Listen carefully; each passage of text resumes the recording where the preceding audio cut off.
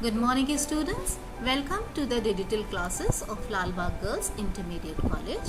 This is Ma'am Spring and this lecture of mine is for class 11 and the subject is education. Students, we have already done the meaning and scope of education. Now we'll be doing the aims of education in this video, and in this video we'll be going to do the individual and the social aims of education. So we all know that education is a process that lays emphasis on the changes in the individual in a definite manner. When the teacher is not aware about his objective when he visits the classroom, naturally he cannot teach in the class. If the teacher is not aware to teach in the class that what she has to teach, she will not be able to teach in class. Therefore, before entering into the task of teaching, one should know clearly what to teach, how to teach, and how the suitable changes may be brought out from the individual. Now the aims of education. Aims of education are chiefly based on the philosophical, social, economical and cultural condition of a nation, which are enshrined in the national policy of education of a country. It can be said that the educational aims varies in relation to prevailing conditions in the particular country. One more important factor which plays decisive role in political conditions and the nature of government in the country.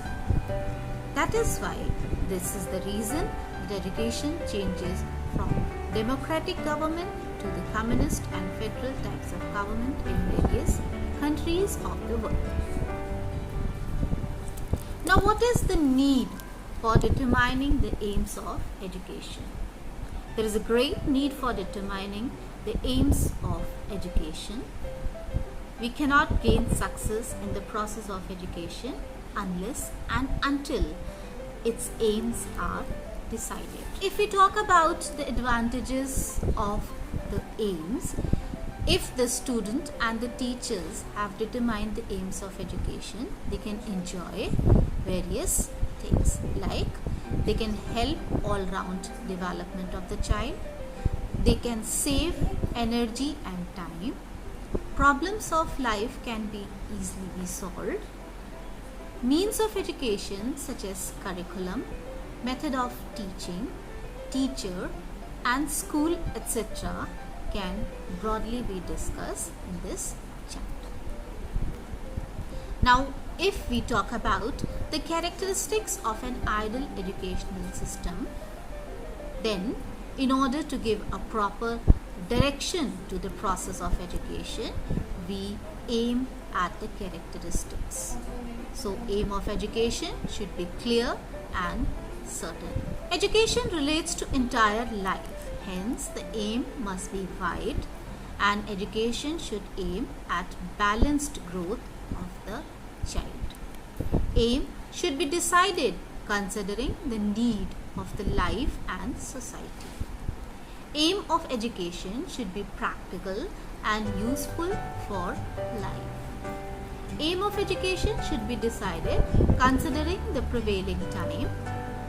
Then the aim of education should be decided taking into consideration the cultural background, because every society has its own different cultural background. Aim of education should be decided after consulting educationists and educational psychologists. Now, John Dewey, in his famous book Democracy and Education, has summarized the criteria of a good aim, and they are: the good aim are related to the real situation of life, they grow out of these situations, and they can be achieved only under those situations. Flexibility is another important characteristic of a good aim. Good aim always represents a span of diverse activities. Now, the historical background of the aims of education. In ancient period, we have seen that the Greece was always in fear of invasion from foreign nations. There was always a strongly felt need of brave soldiers. Hence, the main aim of education was the development of physical power so that the students in due course were becoming good warriors. Contrary to this, the situation in Athens was very peaceful and prosperous. The people had the liberty of indulging in their own development in their own manner. Therefore, the people aimed at developing their health, physical beauty, and other moral characteristics.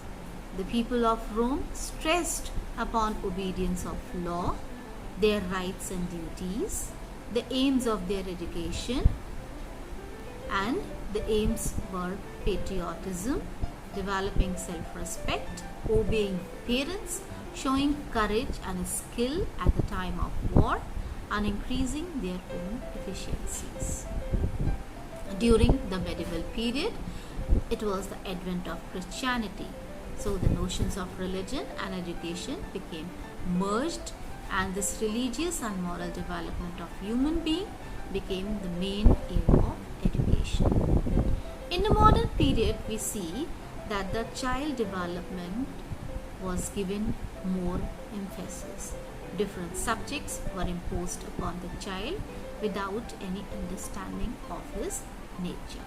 Educationists like Pistology and Froebel have also said that the aim of education should be all-round development of the personality of the child. So, this is all about today's lecture, and in the next lecture of ours, we'll be doing the various aims of education in individual and in social terms.